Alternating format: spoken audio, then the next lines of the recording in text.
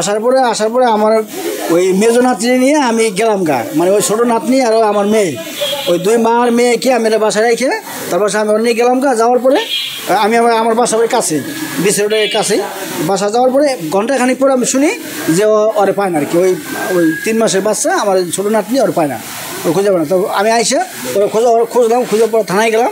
থানায় যাবো স্যারের কাছে বলার পরে শেষে স্যারে বললো যে আপনারা খোঁজেন, জিডি করা যাবে, সমস্যা নেই। আমরা আইসে গেলাম, আইসে আবার খুঁজলাম, খুঁজে পরে আবার থানায় গেছি। থানায় যাওয়ার পরে শেষে যেমন থানায় স্যার কয়েকদিন আসছে, আইসে স্যারের যেমন আর কি তদন্ত করতেছে।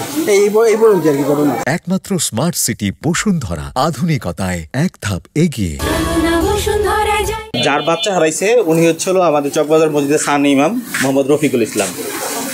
ওনার 3 মাসের একটা বাচ্চা, ওনার ওয়াইফেই হচ্ছিল বাসা থেকে নিয়ে বের হয়েছে। তো এর আগেও নাকি 3বার এরকম বের হয়েছে, আবার বাচ্চা নিয়ে আসছে।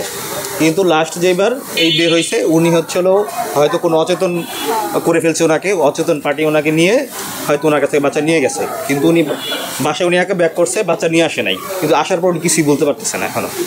বাসায় যেয়ে তার পরিচয় বের করি কীভাবে বাচ্চাটা হারায় গেছে। পরবর্তীতে আমরা বিভিন্ন জায়গার সিসি ক্যামেরা ফুটেজ নিয়ে বের করি যে বাচ্চাটার কোথায় কীভাবে বাড়ির সামনে থেকে সিসি ক্যামেরা ফুটেজ নিই।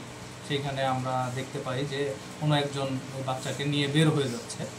পরবর্তীতে ওই সিসি ক্যামেরা ফুটেজ বাচ্চার ফ্যামিলিকে দেখানো হয়। তারা বলে যে এটা হচ্ছে বাচ্চার মা, সেই বাচ্চাটা নিয়ে বের হয়ে গেছে।